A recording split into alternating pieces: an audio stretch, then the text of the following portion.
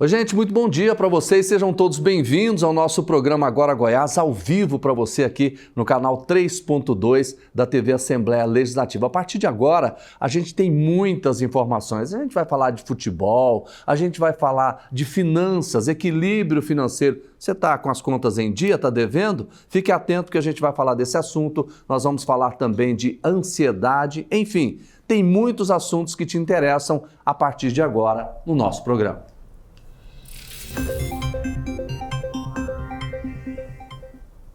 E é sobre esse equilíbrio financeiro que a gente vai falar a partir de agora, porque a gente percebe que muita gente está devendo. Hoje é muito fácil, né? Você pegar um dinheiro emprestado, você utilizar o limite do seu cartão de crédito, mas e depois? Como é que fica a sua vida? Eu tenho um dado aqui que eu quero começar com ele, dados do IBGE, dizendo o seguinte: 60% dos divórcios aqui no Brasil acontecem muito em função do desequilíbrio financeiro, dessa questão toda que realmente acaba com o casamento. Nós vamos ouvir agora, aqui ao vivo, a Carolina Castro, que é empresária, é especialista em gestão financeira e controladoria. Carolina, tá tudo bem com você? Muito obrigada, tá tudo bem. Obrigado por estar aqui, né, podendo auxiliar tantas famílias, né, sobre a questão financeira e, quem sabe, diminuir a possibilidade de um problema, né, familiar, né, de conflito. Tá certo. E também a Sandra Dávila, que é empresária e terapeuta. Sandra, bom dia, tá tudo bem? Bom dia, prazer estar aqui com vocês. Prazer é nosso. Carolina, quer dizer que hoje se a dívida leva muitas vezes, então, ao divórcio, à separação, é isso?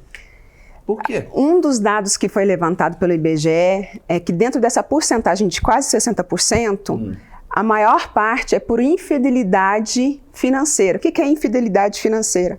Aquela falta de comunicação entre os pares, né, sobre como estão as finanças.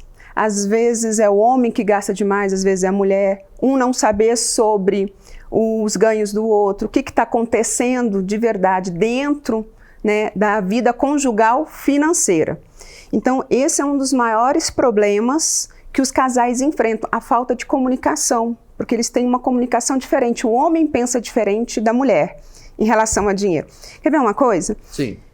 Vou dar um exemplo básico, tá? Pegar um número fictício, que claro que não dá nem para comprar uma calça jeans hoje, mas só para ter uma noção. Se eu te dou R$100, não, se você, né, dá para sua esposa R$100 e fala, vai no shopping para comprar a calça de 80, e a esposa consegue comprar a calça, consegue comprar uma bolsa e ainda um sapato pelo mesmo 100. Na cabeça dela, ela economizou. Na do homem, fala assim, não, economizar seria voltar os R$20 de troco. Tá, não é verdade? Sim, claro. Então, essa falta de entender que a mulher, ela, na economia dela, ela multiplica as coisas na hora da compra, faz com que entre em atrito com o homem. E o homem pensa, economizar é segurar, fechar. Eu estou falando num contexto geral. Cada caso é diferente.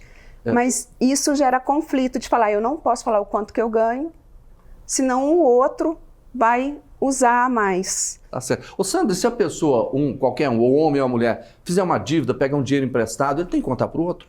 Sim, porque o casal, quando eles resolvem assim, se unirem, estar junto, é estar junto por inteiro. E a dívida e o dinheiro não tem como ser meu dinheiro e seu dinheiro na questão da dívida. Quando acontece uma dívida, a dívida ela é do casal, né? Então eu me responsabilizo pela dívida do meu cônjuge, a não ser que faça um contrato, né? Separando totalmente essa questão de finanças, que hoje pessoas assim, famosos, pessoas que têm uma quantidade assim financeira elevada, vamos dizer, os milionários, os ricos aí, eles já têm esse contrato, né, para não complicar a vida do outro financeiramente. Mas falando assim da sociedade em geral, nós, né, assim, realmente a dívida, quando um adquire, ela passa para os dois e compromete a família toda. E quando a gente fala, Carolina, conta conjunta é um negócio difícil hoje? Infelizmente não deveria. Não deveria. Por quê? Na conta conjunta é aquela questão, quem que deve administrar o dinheiro? Algumas pessoas vão falar, o homem, a mulher? Não, aquele que administra melhor. Então, precisa ter um consenso de que aquela conta conjunta tem que ter objetivos para utilizá-la.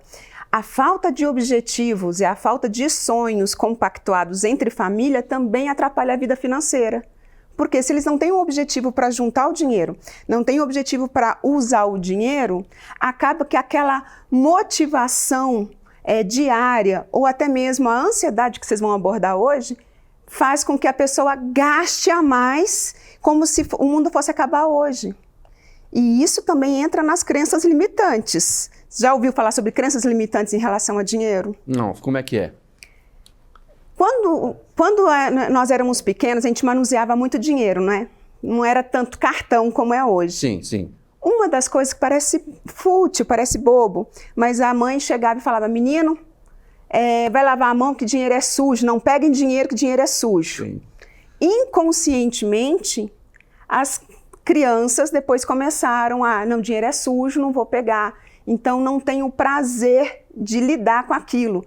E o nosso corpo começa a entender que aquilo é verdade, ao ponto do que você recebe, você gasta rápido porque é sujo. Tá certo. Agora, Sandra, quando a família adquire uma dívida, aí eu vou falar do casal. Né? Se tem uma dívida aí não está dando conta de pagar, aquilo está interferindo na vida diária do casal. Os filhos devem saber dessa dívida? Com certeza, Jodevar. Os pais contam hoje ou não? A maioria não. Esconde. Esconde isso e assim, isso gera um conflito muito maior. Porque entre o casal ali, o esposo e a esposa, ou entre a dupla ali estão dialogando algo difícil. E eles querem poupar os filhos quanto a isso. E os filhos, eles têm, hoje, com a ausência dos pais nos lares por trabalhar, tanto o pai e a mãe saem para trabalhar, os filhos ficam ali, eles querem proporcionar para os filhos aquilo que eles não tiveram. Na maioria das vezes, que é uma boa escola, é fazer natação, vários esportes, é piano, enfim, coloca os filhos em atividades o dia inteiro.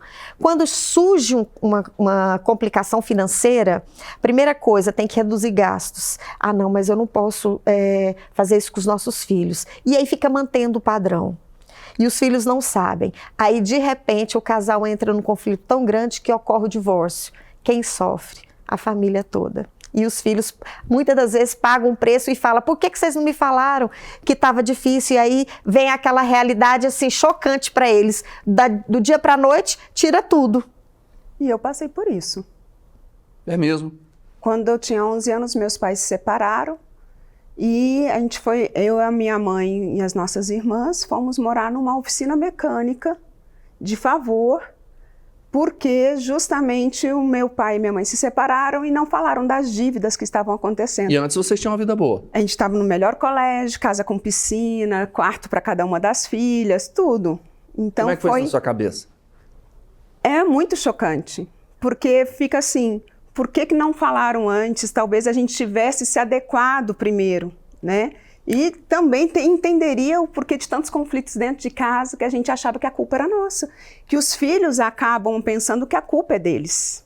Olha, isso é interessante. Inclusive, eu quero até que vocês falem de um curso que vai ter dos princípios para o sucesso financeiro. Esse curso será ministrado por vocês duas. Sim, exatamente. Me fala desse curso.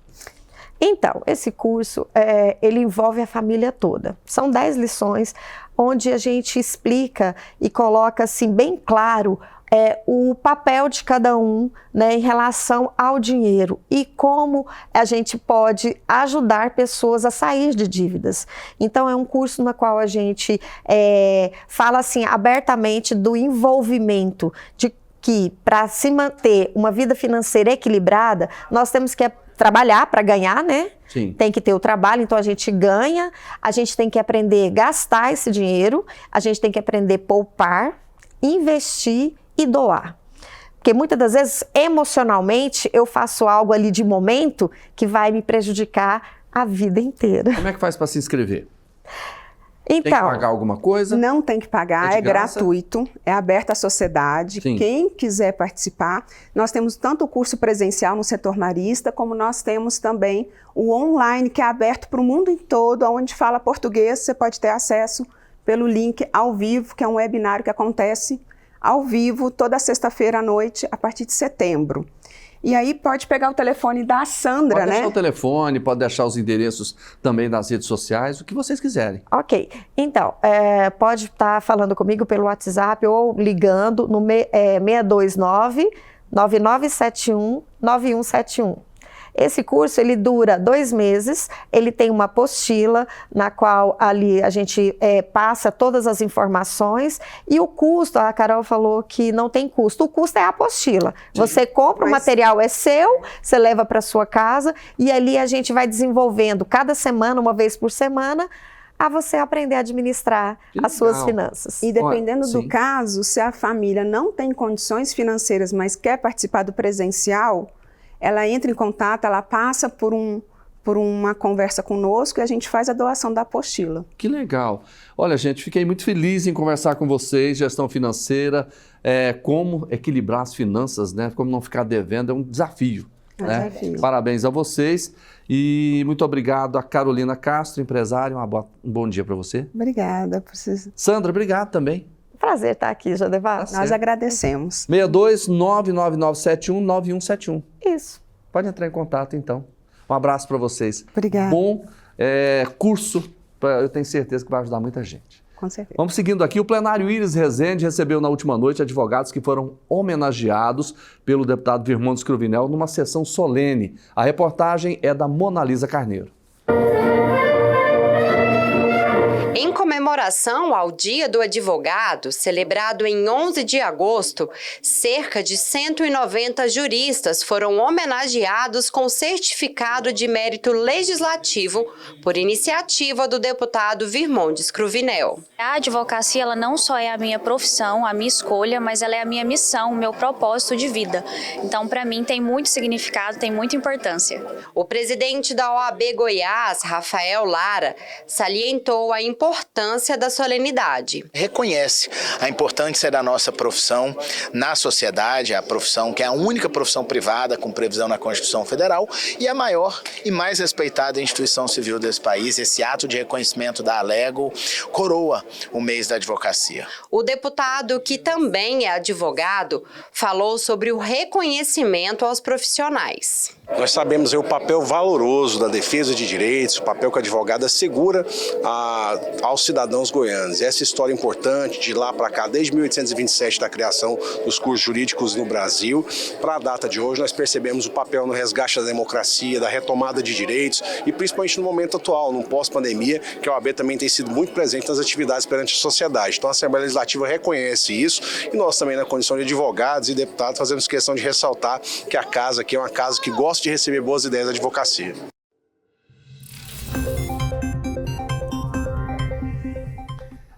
A gente estava falando agora há pouco sobre endividamento, né? E é claro que isso causa ansiedade. Agora, você é uma pessoa ansiosa? É ou não? Nós vamos falar desse tema agora com o Dr. Wesley de Medeiros, é médico, diretor do Hospital América, está com a gente ao vivo aqui. Tudo bem, diretor? Seja bem-vindo. Muito obrigado mais uma vez pelo convite, um abraço aí para os nossos telespectadores, é uma felicidade estar aqui tratando de um tema muito importante, né? Você é ansioso? Não, não, por incrível que pareça. Já conseguiu controlar a ansiedade, isso? Na verdade, que nós vamos até tratar sobre isso, a ansiedade ela é basal, né? Nós temos ansiedade basal, que é normal, ansiedade para fazer uma prova, ansiedade para fazer uma viagem, isso tudo é normal e é esperado. Agora, isso é natural. Isso, agora quando isso começa a ficar disfuncional, aí nós temos que nos preocupar, que seria, por exemplo, eu estava lendo uma reportagem agora recente, um influencer digital muito famoso, um dos mais famosos aqui do Brasil, ele falando que é ansioso para ir num show. Chegou na hora do show, ele ficou tão ansioso, chegou lá, gerou uma crise de pânico nele, e ele foi embora e não assistiu o show. Ou seja, uma disfunção isso, né? Você ficar ansioso para ver seu ídolo, seu artista, né? Que você gostaria, é normal, né? Vamos comprar um ingresso para um show, é normal. Para uma viagem, a mesma coisa. Eu já tive casos de pessoas que casos graves, que a pessoa cancelou a viagem, ou passou mal na viagem, teve que voltar. O sonho virou um pesadelo. Isso é uma ansiedade que não é basal, é disfuncional. E quando é que a pessoa percebe que está chegando nesse ponto?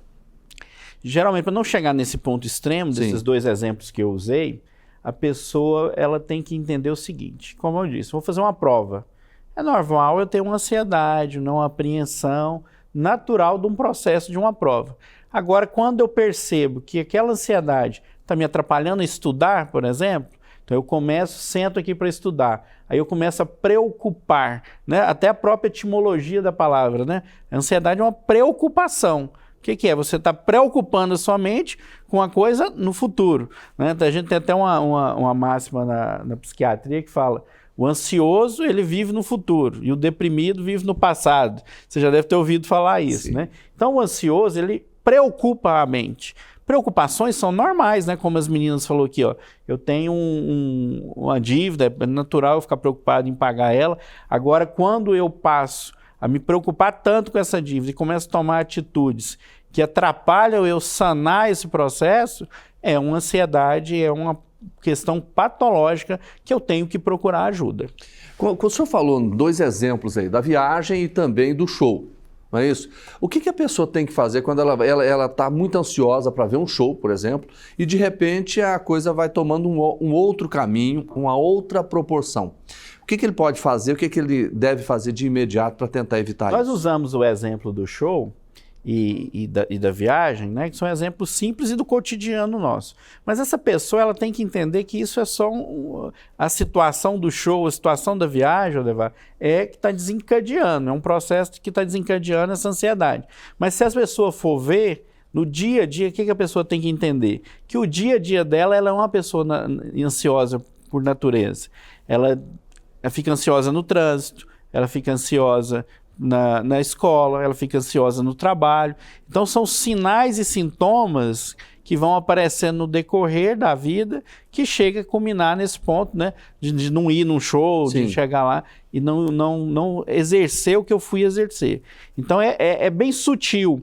E a gente tem que ter uma noção boa disso, porque nós temos que buscar ajuda. Então eu estou percebendo que isso está me atrapalhando no meu dia a dia, está me atrapalhando, como as meninas que me antecederam aqui, atrapalhando minha vida financeira, meus relacionamentos, né, tanto no trabalho como na família, eu tenho que buscar ajuda. E qual é essa ajuda? Onde procurar? Hoje a gente sempre orienta a procurar um auxílio médico, né? Hoje nós temos uma dificuldade muito grande, né? Hoje não sempre. Se eu for no psiquiatra é porque eu sou doido. Né? Mas o profissional habilitado dentro da medicina para tratar isso seria o psiquiatra. Mas eu posso ir num médico, eu mesmo não sou psiquiatra, mas minha formação me permite atender, né, um clínico geral, né? Um médico hoje, o termo generalista. Eu procuro um médico, né? O médico vai fazer um pré-diagnóstico, né? Vai te ouvir e vai te encaminhar para um psicólogo, vai te encaminhar para um psiquiatra se for necessário, né? Vai te passar propostas terapêuticas que vão desde medicamentos a mudanças de hábitos de vida. As medicações a gente tem que tomar cuidado, que hoje todo mundo toma remédio para acelerar, remédio para desacelerar, remédio para dormir, remédio para ficar acordado, e isso gera transtornos no campo da ansiedade, no campo da depressão. Temos que tomar muito cuidado, por isso que eu sempre oriento, procure um médico. Doutor, às vezes as pessoas, a gente fala, você é ansioso? Sou muito ansioso e tal. Parece que a pessoa leva aquilo como se fosse uma situação normal, é típico dela ser ansiosa numa situação X ou na outra situação.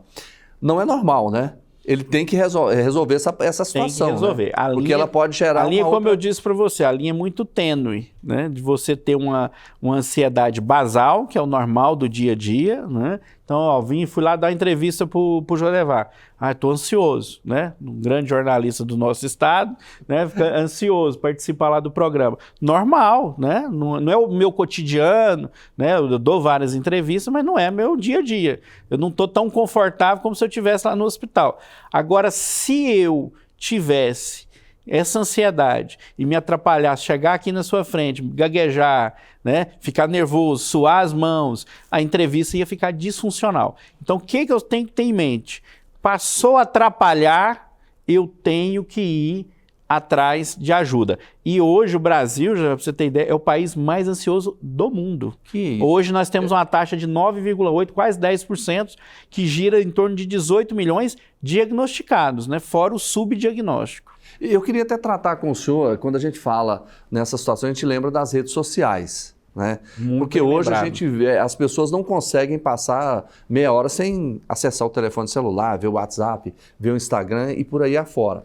E muitas vezes as pessoas veem uma vida nas redes sociais que não é uma vida que é real, né? Ela é linda, bonita, ninguém tem problemas, mas todo mundo tem problema, né?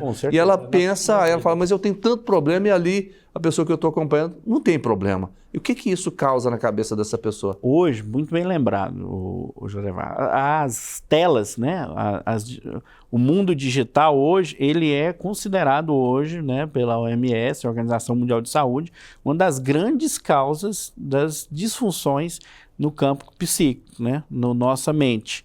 E hoje, por exemplo, o Brasil, como eu te disse, esse dado que é um dos países mais ansiosos, à custa de crianças e adolescentes, aumentou muito por causa do uso de tela. Porque, na verdade, é um mundo virtual, não é o mundo real. O mundo real é aquilo que você falou, é cheio de problema. Tem, como as meninas falaram aqui, tem dívida, né? Você tem que sustentar a família, você adoece, você passa por vários perrengues na vida, por várias dificuldades, que é o mundo real. As mídias sociais, as telas, te traz um mundo virtual que não é o nosso mundo real. Então, hoje é orientado, restrição de telas para criança para tentar diminuir a questão da ansiedade nas crianças. Tá certo. Olha, um tema que, se a gente quisesse, a gente ficaria aqui uma hora discutindo sem nenhum problema. Mas eu quero agradecer muito a participação do Dr. Wesley de Medeiros, médico, diretor do Hospital América, falando com a gente aqui sobre ansiedade. Diretor, muito obrigado. Seja bem-vindo e volte mais vezes. Eu que agradeço, estamos sempre à disposição. Um abraço aí para os nossos telespectadores. Tá certo, obrigado, gente. Olha, você sabe que nós estamos em pleno mês de agosto. Aqui em Goiânia já tem 105 dias que não chove. Tem cidades aqui do estado que já passa de 110 no seco, não é isso? E com essa estiagem, o volume de água nos rios em Goiás cai bastante o volume, como é o caso do Rio Meia Ponte, responsável por parte do abastecimento da capital e também de outras cidades aqui do nosso estado. Por isso, a Saneago está com uma campanha para o uso responsável da água. A repórter Sara Queiroz traz os detalhes dessa situação para a gente. O Rio Meia Ponte está com um nível crítico. São mais de 3 meses sem chuvas no estado. Por isso, a Saneago está com uma campanha de conscientização para que toda a população de Goiás não desperdice água. Com o slogan Juntos, cada um fazendo a sua parte, para envolver a população no uso racional do recurso hídrico, nos cuidados ao meio ambiente, para que todos se sintam corresponsáveis pelas atitudes corretas em relação ao uso da água. O Rio Meia Ponte é responsável pelo abastecimento de 36% de Goiânia. Hoje, a vazão do rio chega a 5,5 mil litros. Isso mostra a gravidade da seca. Por isso, é importante que toda a população faça o consumo consciente da água. Vai lavar a louça, retira o resto de alimentos, usa água para o enxágue, vai tomar banho. Um bom banho pode ser tomado em 5 minutos. Não use água tratada para limpeza de pisos e calçadas. Reaproveite a água da lavagem da roupa. Vai lavar o carro, utiliza a água com balde. Isso é possível economizar a água, é possível utilizar a água em quantidades corretas e não prejudicar o restante da população. Fica o alerta para o consumo correto de água, para evitar períodos de instabilidade no fornecimento. A Saneago, ela mantém essa campanha educativa durante todo o ano, mas nesse período reforça com as escolas, com a população, com as comunidades, a participação de cada um nesse processo de economia, de uso consciente da água. Ontem tiveram início os trabalhos parlamentares aqui na Casa. Educação, saúde e projetos sociais foram debatidos na sessão ordinária no plenário da Assembleia Legislativa. Detalhes da reportagem do Murilo Santos. O deputado Amaury Ribeiro apresentou matéria sobre emendas parlamentares. Apresento aqui projeto de lei que altera a lei número 21.626 de 9 de novembro de 2022, que dispõe sobre a execução e a conclusão de objetivo de emendas parlamentares. Resumindo, senhor presidente, esse projeto estende por mais 6 meses as emendas que nós destinamos a alguns municípios e, devido ao período eleitoral, alguns municípios já estão prestes a perder essas emendas. E André do Premium pediu por pessoas carentes e em situação de vulnerabilidade. Projeto de lei que dispõe sobre a criação de guia informativo sobre serviços públicos e programações sociais da rede de atendimento a pessoas carentes ou em situação de vulnerabilidade em Goiás. No pequeno expediente, o deputado Paulo César Martins desabafou sobre o serviço de saúde em Aragarças, no interior do estado. Eu fiquei indignado, deputado Clécio. O que acontece? Gostaria que a assessoria pudesse colocar aí, por favor. Ali está uma jovem, mãe, acabou falecendo lá no hospital, e fora várias pessoas que o hospital está sendo negligente. Nós estamos aqui para poder fiscalizar e fazer aquilo que é preciso fazer, que o recurso do público que paga o imposto para poder ser aplicado. Primeiro secretário da mesa diretora, o deputado Virmondes Cruvinel tratou de reformas em Goiânia. Visitei o ginásio no Parque Ateneu, que está sendo reformado com o apoio do governador Ronaldo Caiado, da Secretaria Estadual de Esportes, secretário Guerra, e que teve emenda parlamentar nossa, e também o ginásio Setor Pedro do Vico.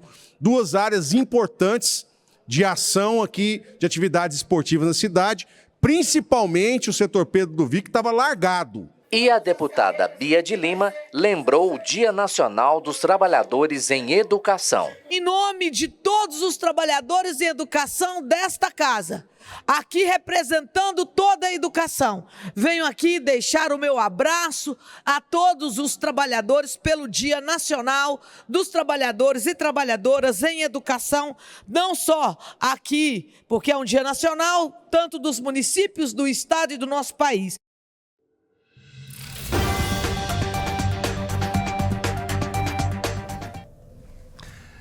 Estou aqui registrando, olhando aqui o resultado do jogo de ontem do Atlético, que foi lá no Rio de Janeiro enfrentar o Vasco pela Copa do Brasil, gente. E o resultado não é nada bom, viu? O Atlético perdeu 4 milhões de reais.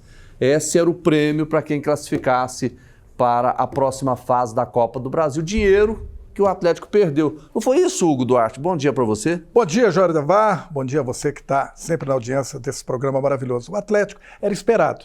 O Vasco era o favorito, o Vasco fez jus, só que o Atlético jogou bem. Agora o gol que o Atlético tomou... eu vou deixar esse gol para mostrar esse gol daqui a pouquinho. O gol que ele tomou, Jorge, ali, já tem. Já tem? Já tem. Não, então eu vou mostrar agora. Pode colocar aí, bota para rodar. Olha só, 48 minutos do primeiro tempo, nos acréscimos do primeiro tempo. Olha aí. Repara para você ver, ali, ó, bateu no zagueiro, a sobra... Olha o que esse rapaz jogou, 4 milhões e meio para dentro do gol. Esse é o Romão, né? Romão. Jogou 4 milhões fora. Olha lá, dá uma olhada agora no replay, você vai ver por essa câmera, bem melhor, olha. O zagueiro tirou, o Lucas Piton, Lucas Sucuri, tanto faz.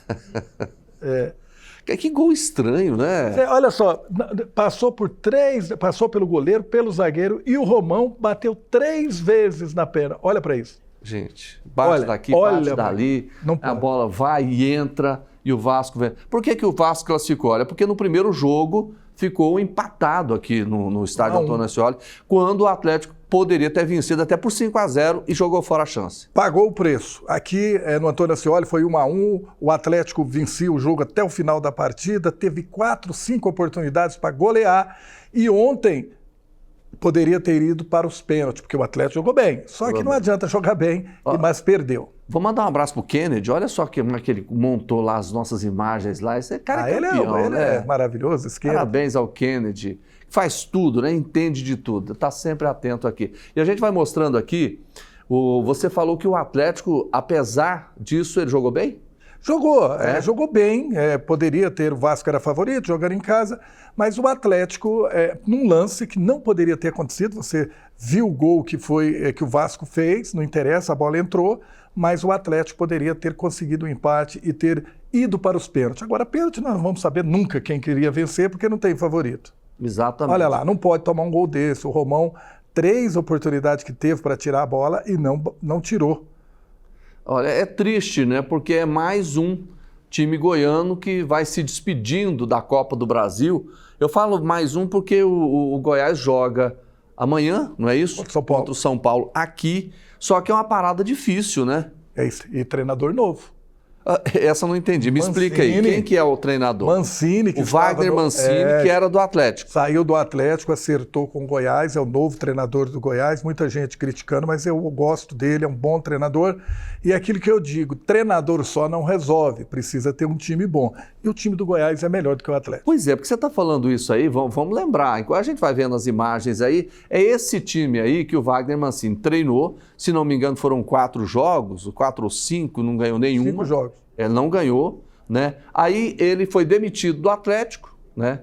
E o Goiás contratou ele menos de uma semana depois. Na verdade, é aquilo que eu sempre falo, treinador você é bom quando você tem um time muito bom, jogadores bons.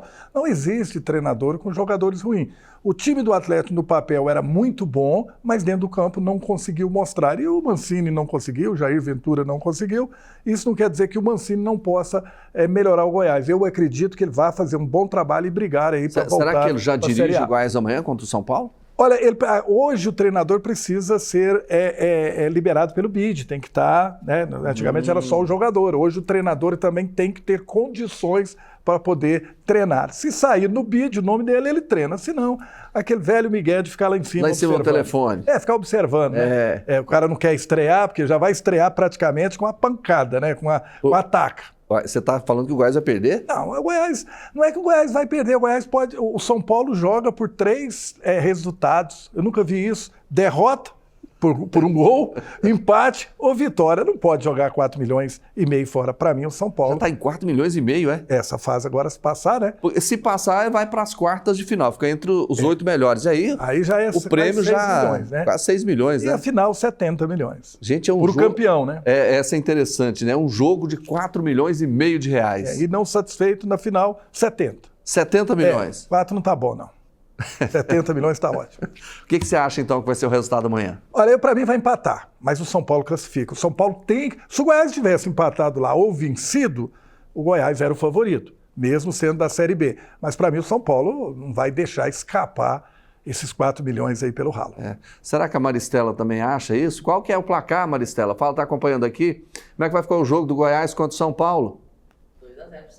2-0 pro São Paulo. Pergunta o Vila e Guarani. Porque ela 3-0 pro Vila. Você torce pro Vila, né? Por isso, né? É por isso. Vila Nova e Guarani. Quanto vai ficar Vila Nova e Guarani lá? Aí eu vou esperar, porque eu preciso consultar os astros, porque o Vila, o Kinder Ovo, quando precisa dele, ele entrega. Estou preocupado com o Vila, com o Guarani. Nem com o Paysandu eu estava, eu não posso te dizer.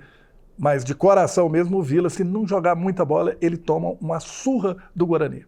Rapaz, eu gosto de você porque é na bucha. Não tem essa coisa não, eu não sou vendedor de ilusão, eu não trabalho, eu não sou mascate para vender ilusão, então a realidade é essa, o Vila sempre teve essas dificuldades com clubes na zona de rebaixamento. Abraço para você, meu amigo. Outro, lembrando que hoje às 11 horas, o Alego Esportes aguarda por você.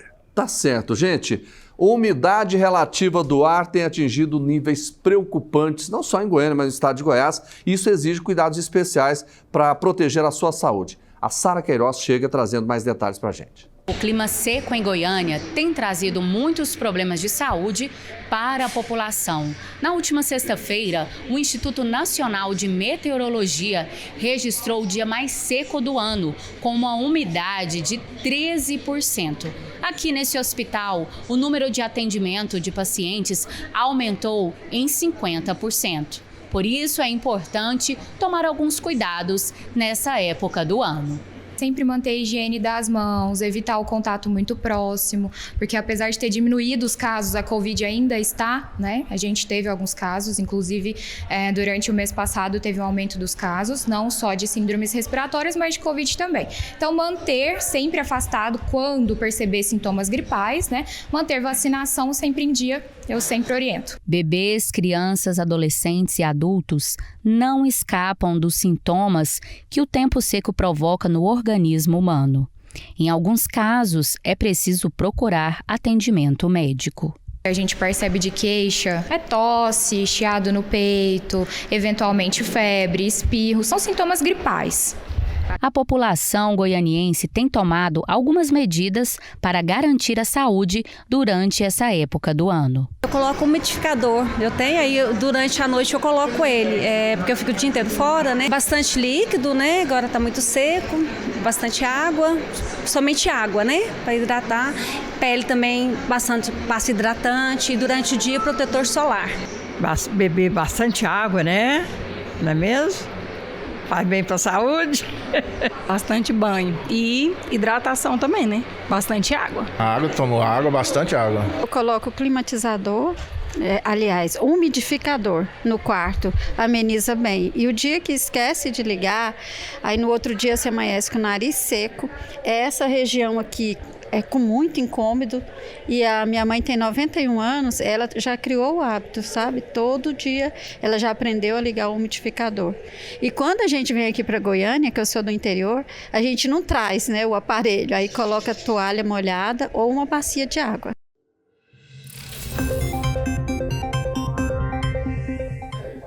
Gente, olha, agora já é o período, né, em que as pré-candidaturas já se acabaram, as convenções definiram quem são os reais candidatos. Não pode começar a campanha ainda, mas a gente quer saber o que pode e o que não pode nesse processo eleitoral. Para isso, nós estamos recebendo o advogado especialista em direito eleitoral, Samuel Balduino. Doutor Samuel, bom dia, está tudo bem com o senhor? Bom dia, tudo bem. Obrigado pelo convite. Prazer é nosso. Esse assunto interessa muita gente. E tem gente perguntando assim, quando é que já pode fazer campanha na rua? Somente a partir do dia 16 de agosto, senhor Levar. 16. Esse período que nós estamos vivendo é um período que a gente diz que é um período de organização das campanhas, é o período dos registros de candidatura, de organização de documentos.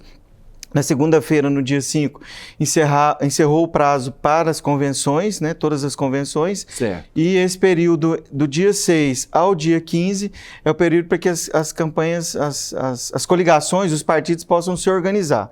Campanha, propaganda na rua só a partir do dia 16. Na rua e na internet, né? Na rua e na internet. É. Agora, por exemplo, de que forma os veículos de comunicação, vamos trabalhar rádio, televisão, porque o jornal é diferente. Se elas quiserem fazer entrevistas agora, antes do dia 16, ela tem que ouvir todo mundo? De forma igual? Ela pode fazer as entrevistas, lembrando que, embora os então pré-candidatos, ainda já juridicamente considerados como candidatos, eles podem realizar os debates e as entrevistas. Na verdade, a lei não mudou em relação à obrigatoriedade de convidar todos os candidatos, sobretudo nos debates.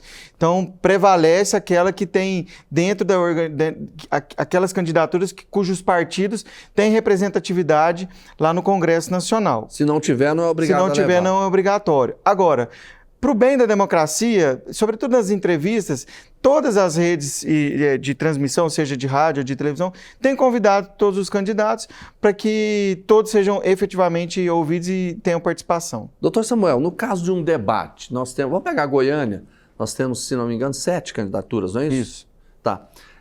Se, por exemplo, 3 não quiserem participar, pode fazer o debate com 4? Pode fazer o debate com 4. O que precisa ficar demonstrado é aqueles que têm o direito garantido de participação tenham sido convidados, mas havendo a recusa, a organização pode realizar o debate com aqueles que efetivamente comparecerem. Tá.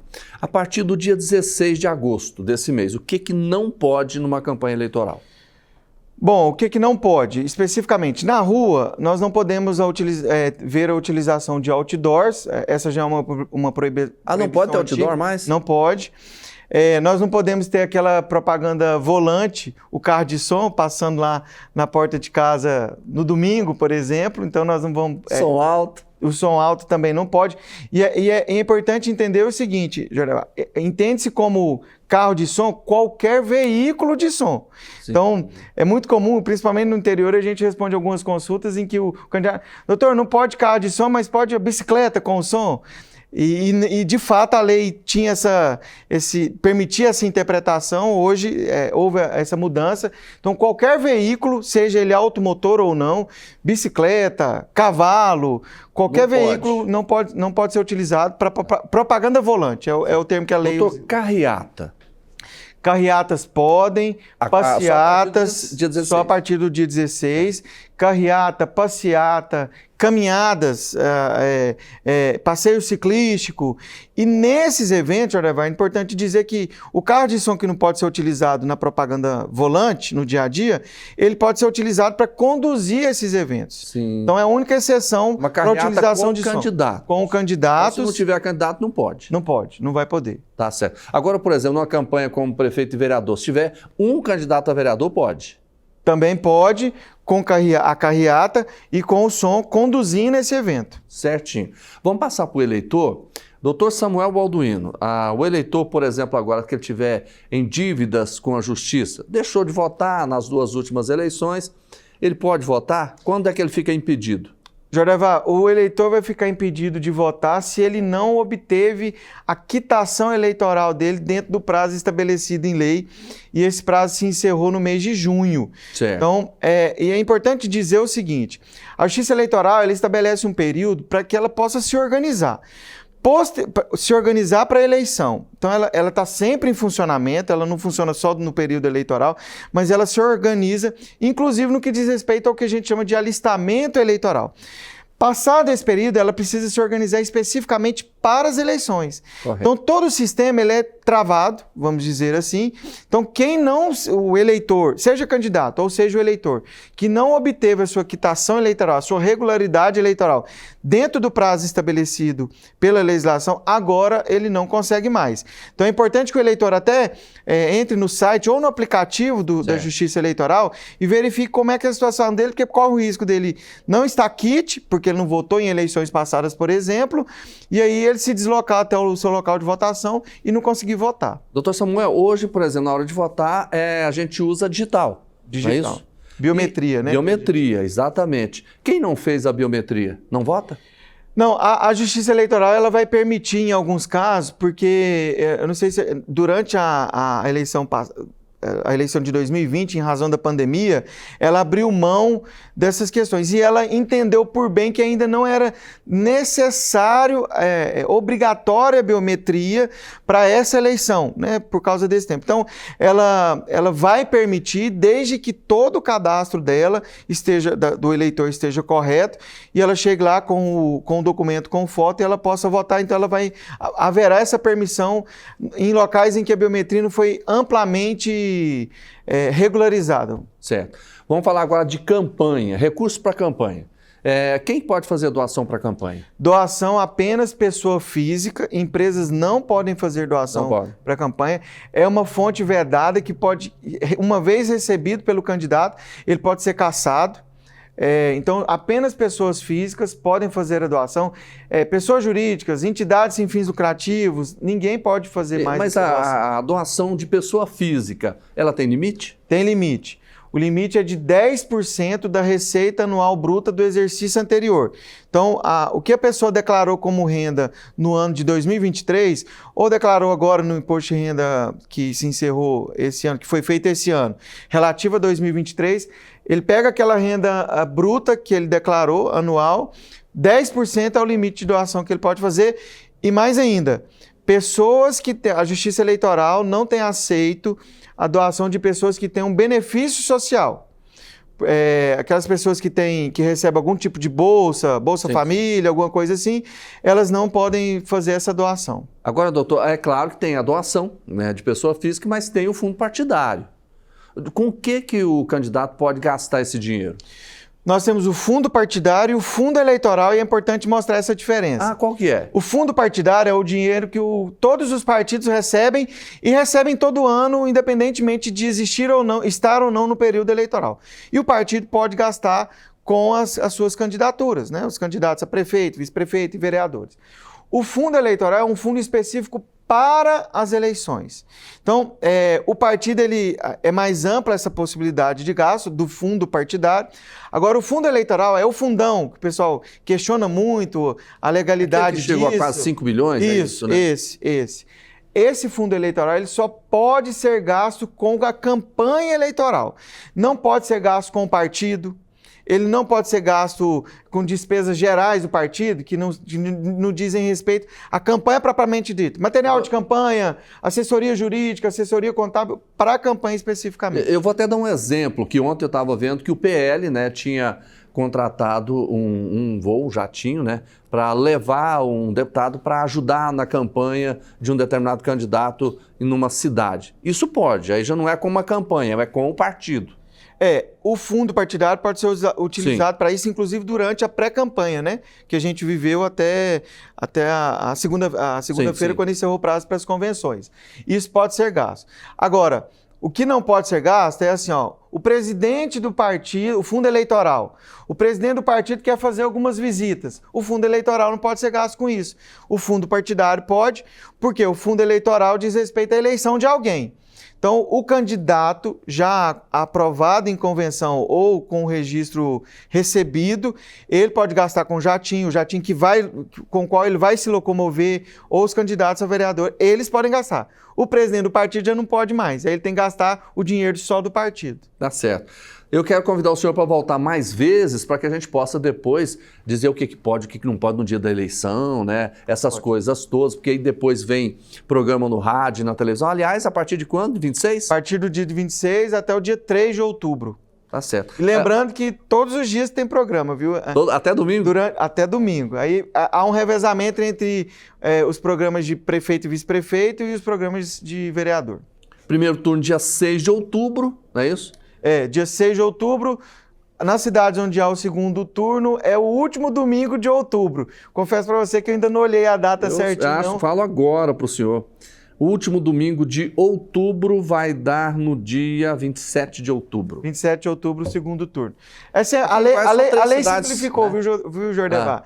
A lei simplificou. Cada eleição era determinado primeiro e segundo turno, e ela estabeleceu o seguinte: primeiro turno, primeiro domingo de outubro, segundo turno, o último domingo de outubro, aí ficou mais fácil. Sem problema, né? Só 3 cidades aqui em Goiás podem ter segundo turno? Isso. Né? Goiânia... Acima de 200 mil eleitores. Goiânia, Anápolis e Aparecida de Goiânia. Tá certo.